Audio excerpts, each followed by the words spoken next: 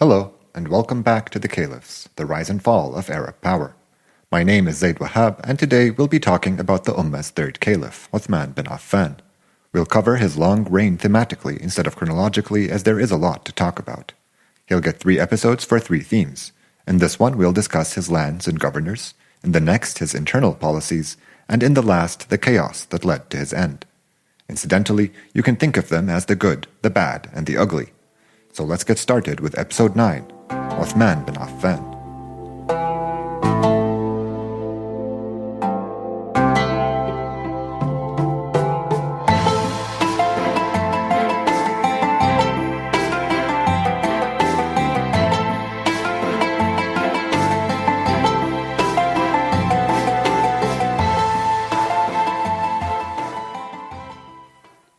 Let's begin where we usually do, with a short backstory.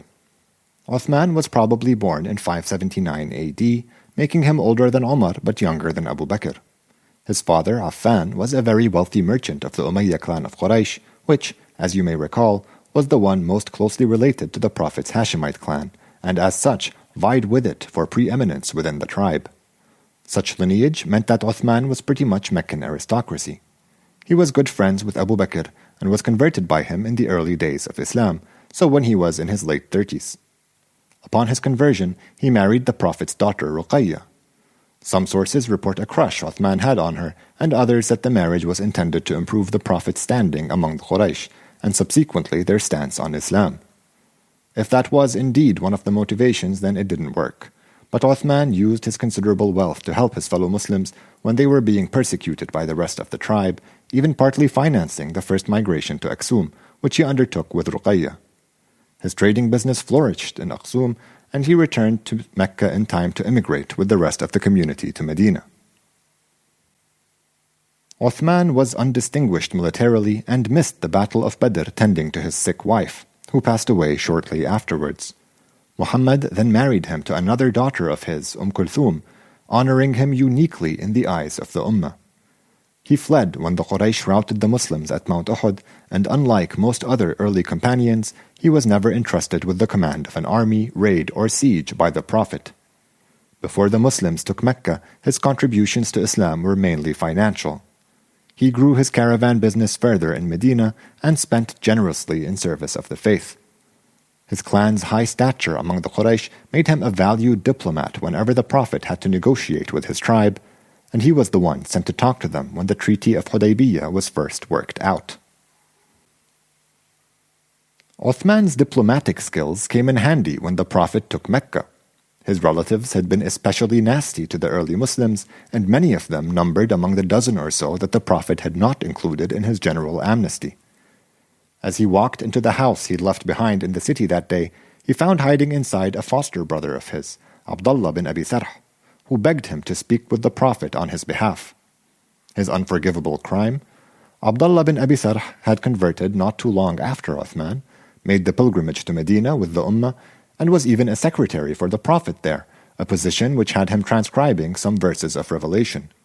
He chose to turn his back on his new community, however, went back to Mecca, and boasted that he was the actual author of Muhammad's purported word of God, claiming to have altered the material whenever he found it to be lacking. To the shock of many, the Prophet pardoned Abdullah bin Abi Sarh at Othman's urging.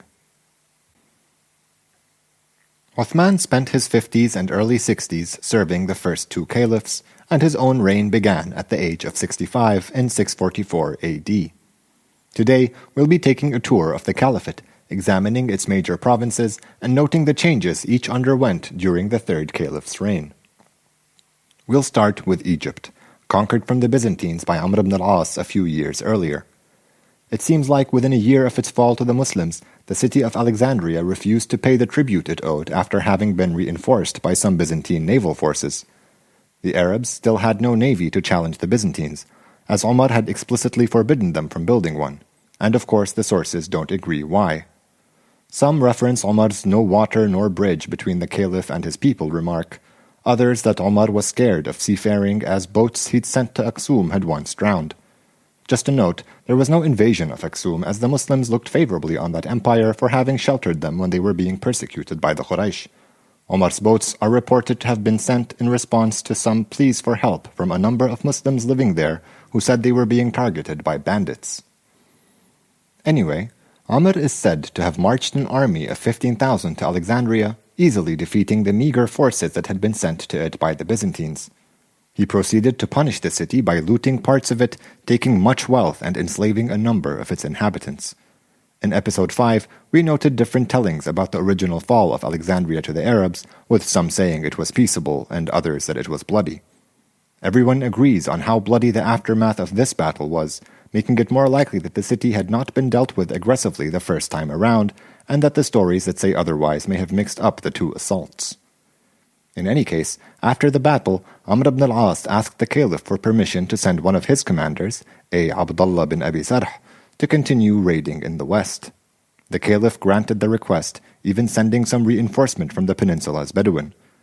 Abdullah began his first westward march in 645, a journey which took him along the Mediterranean coast through Byzantine Carthage. One of our classical Arab sources states that when the mandatory fifth of Amr's plunder reached Medina, the decadent amount of wealth and large number of slaves angered Othman, who wrote a letter deposing his governor for his excessive cruelty and instructing him to install Abdullah bin Abi Sarh as his replacement. This story is not relayed in many other sources, however, who cite other reasons for the caliph's appointment of his foster brother to such a powerful position. Al-Tabari, for example, places the timing of this event a couple years after the retaking of Alexandria, making the booty an unlikely cause. He instead relays that Amr and Abdullah accused each other of withholding from the treasury, and Uthman sided with Abdullah. Whatever the case may be, Amr, furious, complied with the orders and returned to Medina, where his relationship with Uthman would only get worse. The loss of Egypt had severely weakened the Byzantine Empire's hold on its other African provinces, and Abdullah bin Abi Sarh's raids on them proved both successful and profitable. In 647, he won the Battle of Sufetala, where his victory over Gregory the Patrician, a rebellious Byzantine official, produced much booty and was one of the last nails in the coffin of Byzantine power in Africa. Arab sources are in a rare state of agreement when they report that Byzantine Africa, which we now know as Tunis, treated with the Arabs for the sum of 2.5 million dinars, over 8.5 tons of gold. Towards the end of Omar ibn al-Khattab's reign as caliph, Amr ibn al-As had a Qurayshi commander of his, Uqba bin Nafi', we'll be hearing more about later, march south along the Nile with a force of between 10 and 20,000 men.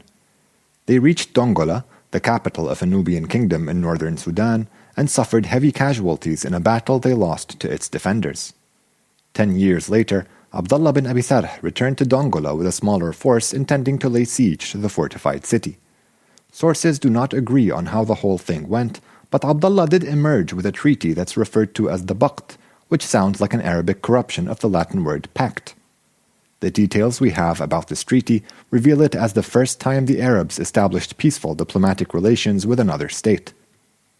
The treaty signed between the Arabs and the Nubian kingdom of Makuria would go on for over 7 centuries, making it by some measure the longest lasting in the history of mankind.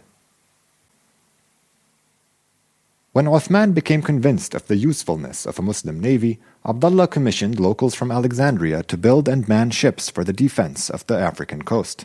He is widely considered the commander of the Arab navy when it won its first ever naval battle in 654 AD off the southwestern coast of Anatolia. The Arabs dubbed it Battle of the Masts because they'd never seen so many ships. Al-Tabari writes that the Byzantines had 500 to 600 ships, and since losses were heavy on both sides, we can assume the Arab navy was at least as large.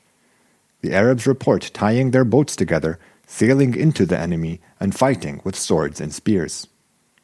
Even with their many casualties, the Arabs decidedly won, and the Byzantines were no longer the supreme power on the Mediterranean. Some Byzantine sources report that the Arabs went on to lay a naval siege of Constantinople after their victory, something entirely unmentioned in the Arab sources. It is improbable that such an event would be forgotten or overlooked, and Byzantine historians, writing a century or more later, probably simply confused the aftermath of this battle with a naval siege on their capital that took place a few years later. There isn't much else to report about Egypt and Africa, and Abdullah bin Abi Sarh remained in his position as governor until the end of Othman's rule. Although his raids along the Mediterranean coast were successful, they never evolved into anything more substantial, and Alexandria remained the caliphate's westernmost city. Let's turn now to the Levant. Under Omar, Greater Syria was still divided into the 4 districts originally laid out by Abu Bakr: Damascus, Homs, Jordan, and Palestine. You can see the breakdown in Map 1, but be sure to read the caption. Muawiyah ibn Abi Sufyan governed Damascus and Homs, and when Omar's governor of Palestine passed away in the first year of Othman's rule, the caliph added the district to Muawiyah's. The next year, the governor of Jordan fell ill, and again the caliph placed the district under Muawiyah, uniting the whole province under the governor. Like I mentioned in episode 7, there are different versions of events here, but they're all pretty similar. Another telling has Muawiyah governing Damascus, Jordan, and Palestine before Othman came to power, then being assigned Homs by the new caliph to complete his control of the province. There is no straightforward answer as to why the caliph chose to give Muawiyah so much power. Some cynically point to the close blood relationship between them. Their paternal grandparents were brothers, making them both proud Umayyads. While this kinship no doubt did go a long way in engendering trust between the two, it certainly helped that Muawiyah was also an exceptionally competent governor. His administration was efficient, he cultivated strong ties with the populations he governed, and he used their taxes to fund armies which repeatedly raided the Byzantine frontier. This not only kept the caliphate's enemies on the defensive, but it also made sure that Syrian armies were always well trained, and it gave Muawiyah's authority legitimacy as a military commander. Although Muawiyah did not have a reputation among the Arabs as a fierce warrior in battle, he had taken an active role in military affairs since first marching out of Mecca with his brother at the order of Abu Bakr. This extensive experience in matters of war, coupled with his natural skill for administration, made him a force to be reckoned with. He organized attacks against the Byzantines twice a year, with a regularity that eventually earned them the seasonal titles of Sa'ifa and Shatiya, or summer and winter raids. We are told that in the first year of Othman's reign, Muawiyah asked the caliph to send him more men, and 8,000 men from Kufa were transferred to fight the Byzantines in northern Syria. A couple of years later, he succeeded in taking Antioch and Tarsus, pushing Arab borders with the Byzantines further into Anatolia. He was as combative on sea as he was on land, and it was Muawiyah who convinced the caliph of the need for a navy.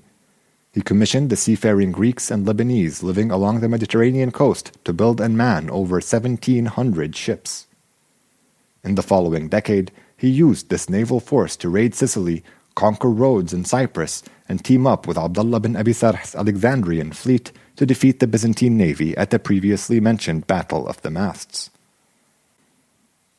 And so it's clear that during Othman's reign, Muawiyah pretty much single-handedly ruled the Levant. His style of governance was more classically tribal, and he relied on alliances with many a local patriarch or patrician. However, his mastery of the political scene at the time meant that those men rarely presented a counterweight to his power, and were instead little more than pawns eager to win their governor's favor. Although the sources are silent on troop numbers, I would estimate his total to be near 40,000 warriors, spread among the 4 garrison towns. One final note on the situation in Syria before we move on: the garrisons there were established close to major urban centers. This meant that there was more mixing between the Arabs and the settled populations there than elsewhere in the caliphate. Even Muawiyah himself lived among the locals, residing in a palace in Damascus. Now that we've covered ex-Byzantine provinces, let us talk about the lands conquered from the Sasanian Empire. When Heraclius left Syria for Constantinople, he took his empire into survival mode by pursuing policies designed to avoid another all-out encounter with the Arabs. For example, he emptied the Taurus Mountains of their few inhabitants, creating a buffer zone between his empire and the caliphate. Also, Byzantine armies now followed guerrilla-style tactics against the Arabs. Instead of attacking them in full force, they would form small raiding parties and try to ambush the invaders whenever they found them in compromising circumstances. The Shahanshah's approach was the exact opposite of the Byzantine emperors. Yazdegerd could have retreated east across the Zagros Mountains and tried to shore up support for his regime there so he could properly defend his realm. He could have done this after the disastrous loss at Qadisiyah, after the fall of the capital Ctesiphon, and even after the defeat at Jalawla had cemented the Arab conquest of Mesopotamia. Omar was serious about halting the caliphate's expansion, and that would have given the Sassanids precious time to prepare for any wars to come. The young Shahanshah, however, was convinced that fighting was the best way to win, and his continuous raids into Mesopotamia eventually led Omar to go back on the offensive. When he did, the Arab armies seized one province after another, starting with Khuzestan in the southwest of Iran. After their victory of victories at the Battle of Battles at Nahavand, the Arabs took Isfahan, Hamadan, and Rai, all in central Persia. They proceeded north, conquering all of Tabaristan, Azerbaijan, Albania, and Armenia. While there were a lot of men and treasure involved, there wasn't much fighting in these conquests. Local populations couldn't match the size or morale of the Arabs, and so the Muslims would mostly just have to show up to win a treaty. It is right after these conquests in the Caucasus that the Arabs lost their caliph to the assassin's blade. Check Map 2 if you're curious about the different provinces of the Sassanid Empire. When Othman came to power, the newly established military cantons of Kufa and Basra were the two centers of Arab power in Mesopotamia, or Iraq. We should feel grateful to have some estimates of the sizes of the two armies, as Arab sources are not always interested in these details. Al-Tabari reports that there were 40,000 warriors in Kufa, a quarter of which would serve on active duty each year. Since the two military cities were established at the same time, there's no reason to assume Basra was any smaller or larger than Kufa, and it must have housed a similar number of troops. The men in these cities were almost all Arabs, either Lakhmids, Mesopotamian Arabs, Yemenites, or from the nomadic tribes of the peninsula. There were a few thousand Sassanid troops, mostly from Khuzestan, who had switched sides and now stayed in Basra. Despite everyone staying in the same city, the tribe remained the overarching marker of identity, and the cities were split into a number of districts that accommodated their men along tribal lines. Yazdegerd's sustained raids against the caliphate ensured that the resistance the Arabs faced from their Persian population was by far the strongest from among the many peoples they had subdued. The survival of the Byzantine Empire meant that loyalists living in Syria or Egypt had somewhere to go after their lands were conquered, and there they could find an emperor trying to limit further confrontation with the Arabs until his realm was secure. Sassanid disunity before the invasion of the Arabs, a consequence of the loss of their last war with the Byzantines, meant that their forces had disintegrated into many provincial armies loyal to ambitious local commanders. Unable to come together in a meaningful way, they faced the Arabs separately, and either lost in battle or treated with them in order to avoid disaster. Arab sources give the impression that conquering the various Persian provinces was much easier than quelling the repeated rebellions of their inhabitants. As we've seen from the examples of the two territories we already covered, the new caliph did not see much value in halting the caliphate's expansion.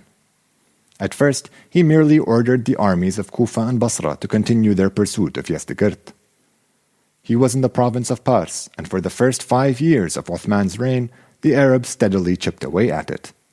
The city of Istakhr, the Sassanid Empire's original capital where the Shahanshah was staying, bore the brunt of this offensive and is said to have lost over 40,000 defenders when it fell. Shortly after that, Othman wrote to the governors of the Iraqi garrison towns, promising them that the one who captured Khurasan, the easternmost province of Iran where the Shahanshah had taken refuge after fleeing Pars, would get to govern it. This generous promise fueled the pace at which the Arabs gobbled up the remaining provinces of the Sassanid Empire. But conquering Khurasan was no small request. It was the second largest province of the Sassanid Empire and was distant from the other lands the Arabs had taken. Khurasan was in fact so remote that even the Shahanshahs themselves had trouble subduing it when it rebelled against their rule or when it was overrun by the nomadic Turks that surrounded it. It had fielded its own candidate for the throne when Yazdegerd was chosen in faraway Ctesiphon, and its nobles were not entirely cooperative now that the Shahanshah was there, demanding money to raise new armies. Many refused, some outright telling him to try and make peace with the Arabs, but he kept moving further east, looking for others who would help him reclaim his empire. There are conflicting accounts of his last few years, both within and outside of the Arab sources, but they agree that his final stop was the city of Meru in modern-day Turkmenistan, a city fated to become pivotal later on in this podcast. Some histories have him flee to China first, only returning to Khorasan to resist after the Arabs had taken it, while others say he was in the province all along. In some, he comes off as a haughty 21-year-old who still doesn't understand the situation he's in, and in others as a precocious leader facing an impossible task. He must have despaired of ever convincing the Khorasanis to fight for him because he reached out to the Khan of Farghana for help, the chief of a nearby Turkic people. Here, tellings diverge so much that the only lesson we are left with is a sobering reminder of how tenuous our grasp on this history really is. Some say there was a battle with the Arabs in which the Turks abandoned the Shahanshah, leading him to flee back to the city. Others say that nothing came out of his requests for help and that he then wrote to the Emperor of China, who also ignored him.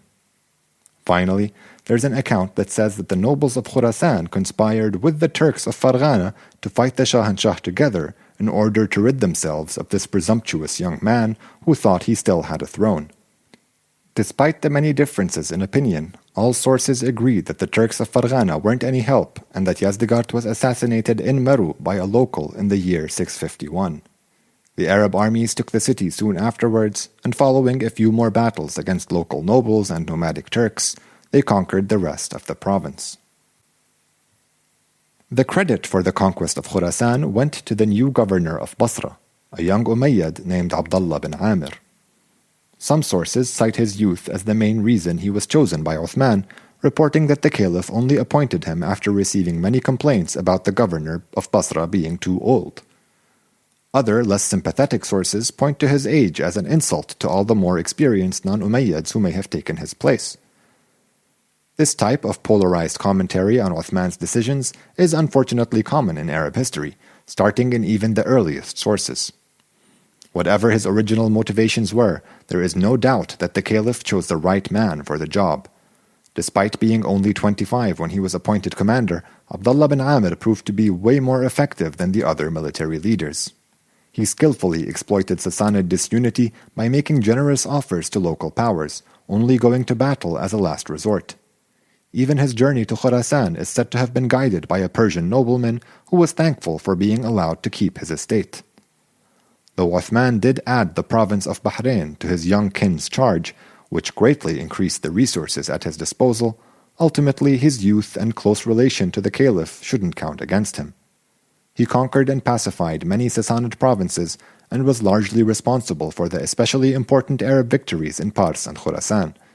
He was much loved in Basra for all the money he made its troops and requested among the Arabs for both his lineage and achievements. The governorship of Kufa proved to be a much thornier issue for Othman. I won't get into it today, but next time we'll talk about how he had to change his top man there 4 times, twice due to local discontent. As far as we're concerned today, the city's army played its part during the conquest of the Sassanid Empire, and was now responsible for the lands to its north, Mesopotamia, northern Persia, Azerbaijan, and Sassanid Armenia. Its men patrolled these areas and tamped out rebellions, which usually took the form of a refusal to pay taxes. The Arabs would show up, make sure the taxes were paid, the troublemakers punished, and then they'd go back to their cities. Othman's reign led to a sizable expansion of the caliphate. He had played an important part in motivating the conquests of the Sassanid Empire to the east, but in Syria and Egypt, it was his governors who took the initiative. At first, they would ask the caliph for permission, later gaining the confidence to act autonomously as their own powers grew, but we'll get into that in more detail next time. Check Map 3 to see how the realm of Islam expanded with each leader. The Roman numeral 1 refers to the Prophet, the 2 to Abu Bakr, the 3 to Omar, and the 4 to our man today. Take note of this map. Apart from some minor expansion across the Oxus River in the easternmost part of the caliphate, there won't be any growth for a while. Next time, we'll talk about what was going on within the caliphate during Othman's reign.